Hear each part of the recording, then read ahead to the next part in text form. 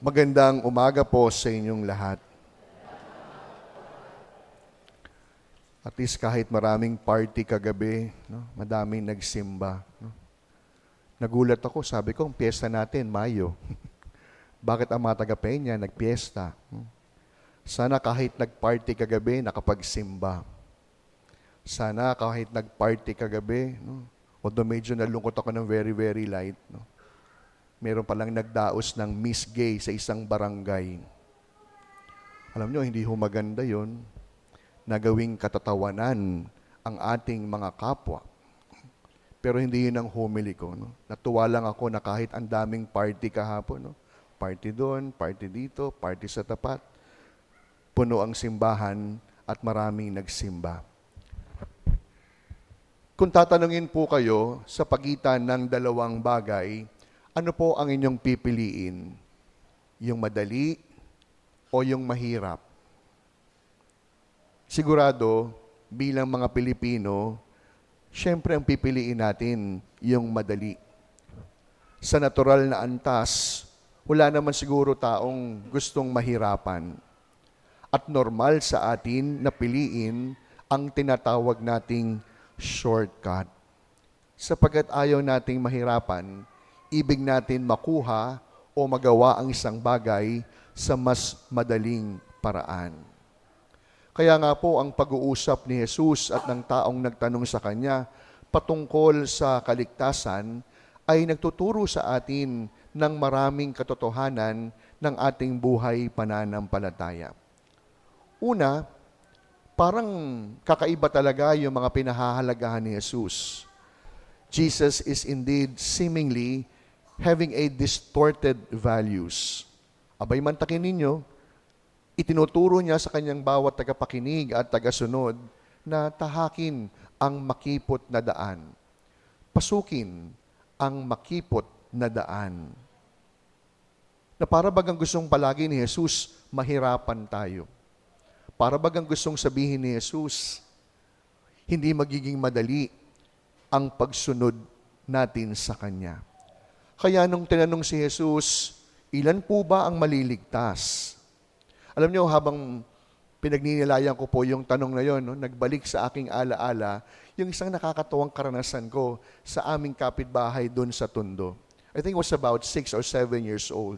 Meron po kaming katapat ng bahay sa Tondo na ang buong kanilang pamilya ay membro ng isang relihiyon. At syempre po, no, katapat bahay namin sa Tondo, no, nakikipaglaro ako. At minsan isang kwentuhan namin, ang sabi sa akin nung bata, si Rosel, no? Hindi ko makakalimutan yung kanyang pangalan, si Rosel. Dahil alam po niyang kami ay aktibo sa simbahan, sa Santo Niño, sa aming parokya. Sabi po nung bata sa akin, murang gulang po ito ha, hindi kayo maliligtas. Sabi ko, ha? Bakit? Kasi, sabi nung tatay ko, yung kanyang tatay po isang diakono. No? Tama ba? Diakono, no? Sa kanilang reliyon. Kasi sabi ng tatay ko, kami lang ang maliligtas. Bata ako, medyo alam ko na yung pananampalataya, sabi ko kay Rosel, hindi yan ang sabi sa simbahan namin. Ang sabi sa simbahan namin, lahat maliligtas dahil lahat mahal ng Diyos. Pero ipinilit pa rin niya, sabi niya, hindi. Kami lang mga iglesia. hindi ko talaga nilakasan. Kami lang. Although wala namang iglesia siguro sa atin dito, no? Nasa kabila. Mga lamig naman yung mga yan, kaya okay lang. Naka-online ba tayo ngayon? Kaming mga iglesia lang ang maliligtas, sabi niya. At alam nyo, sa murang gulang, hindi ko po ito makakalimutan. Sabi ko po doon sa aking kalaro, kung yan ang pananampalataya ninyo, magsama kayo ng Diyos mo. Dahil alam ko yung Diyos hindi naman namimili. Alam ko yung Diyos hindi po exclusive. Ang Diyos na aking nakilala ay Diyos na handang yakapin ang lahat. Kaya nung tanong kay Jesus, ilan po ba ang maliligtas?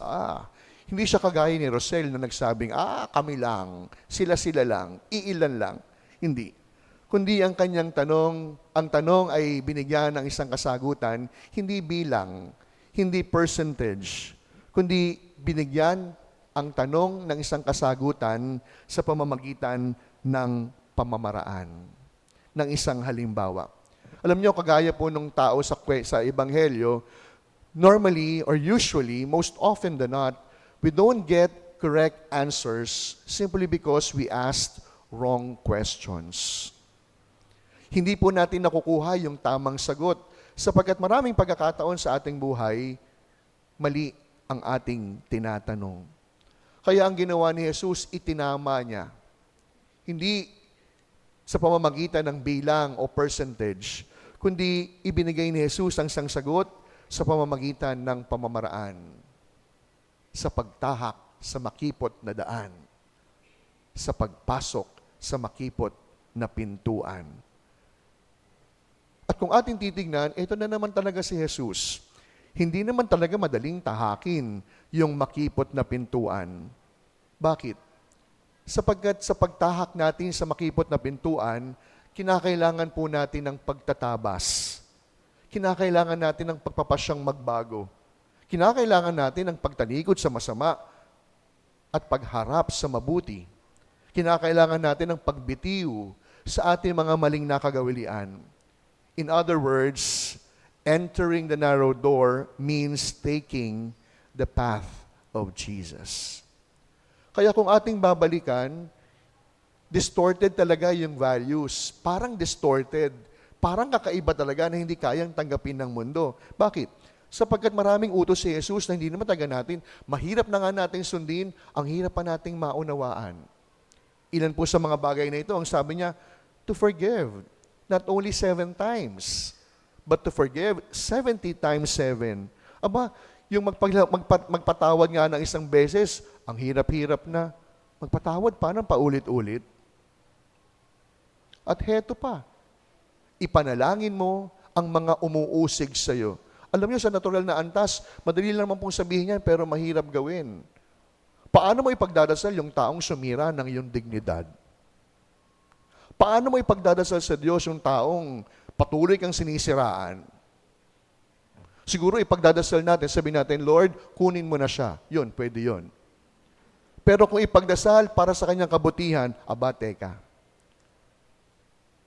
Kaya, mas madaling sundin yung mata sa mata, ngipin sa ngipin.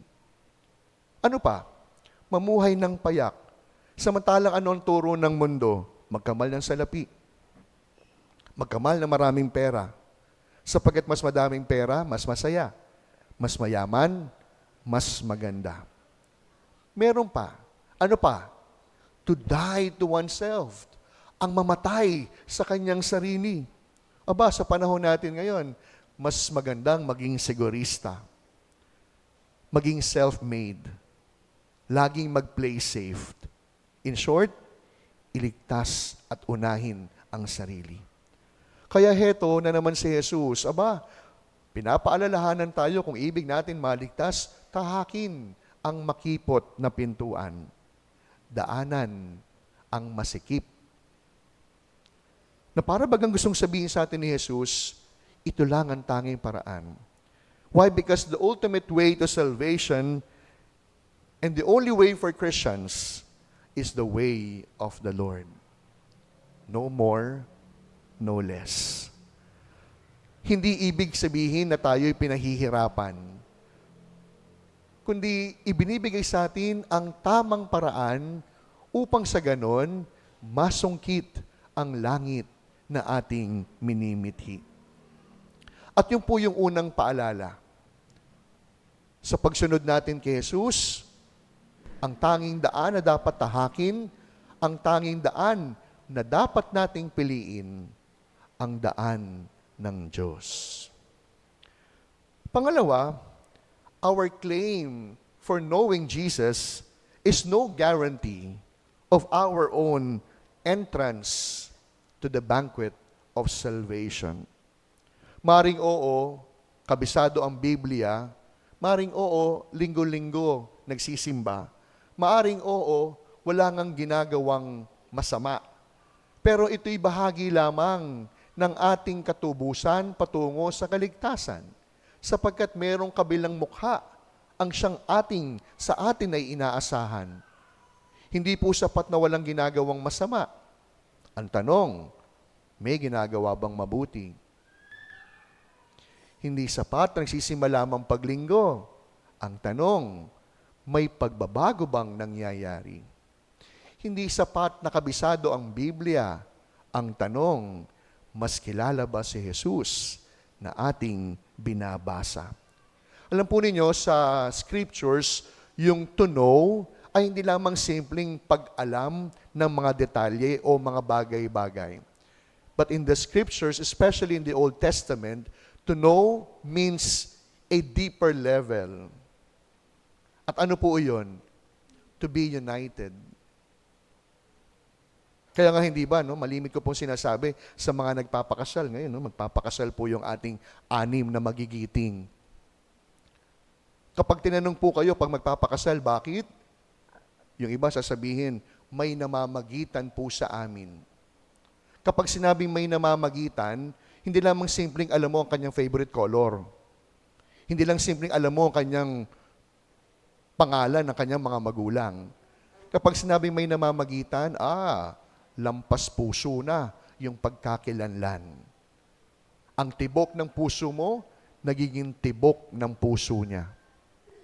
Pero di ba ngayon sa panahon, ba't kayo magpapakasal? Hindi naman ang sagot may namamagitan. Ang sagot, sige ate, alam mo yung sagot na yan. Sabi niya, bakit ako?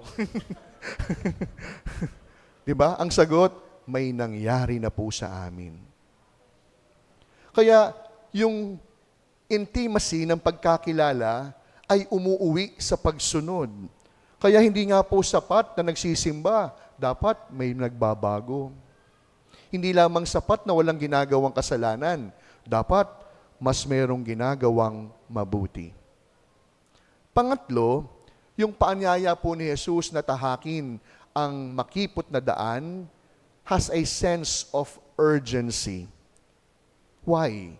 It is urgent because when we see right in front of our eyes that the doors have been shut, wala nang paraan sa atin upang makapasok sa pintuan ng langit. Kaya nga po ngayon, alam ninyo, ano pong malimit na ginagawa sa atin ng demonyo? Mga minamahal kong mga parokyano, kung meron man kayong isang bagay na gusto kong matutuhan ngayong linggong ito, ang demonyo hindi lamang tayo tinutokso. Ang demonyo hindi lamang tayo kinikiliti.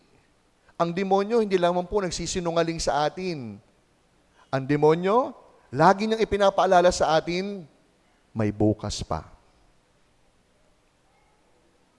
Lagi sinasabi ng demonyo, kapag nakita niyang gusto nating magbago, saka na lang. Hindi ba't anong sabi ng isang sikat na kanta?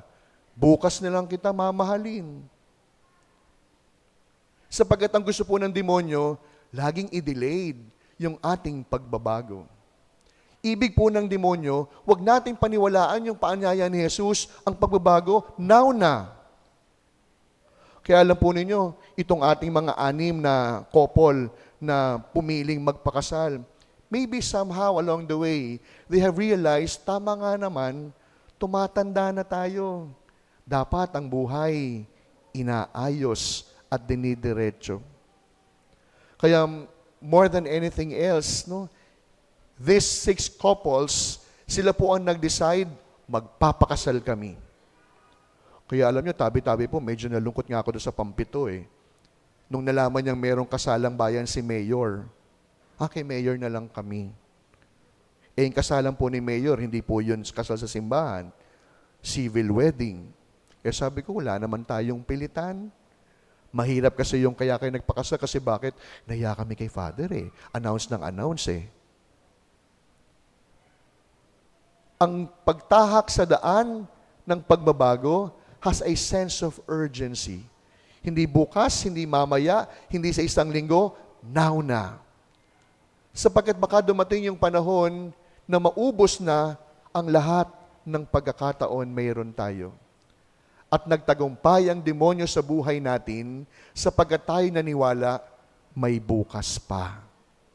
May natitira pang araw upang ating magamit. Kaya mga minamahal ko mga kapatid, sa pagpapatuloy po ng ating pagdiriwang, lagi nating tatandaan, Hindi lahat ng madali, mabuti. Tatandaan niyo po yan. Hindi lahat ng madaling paraan, mabuti.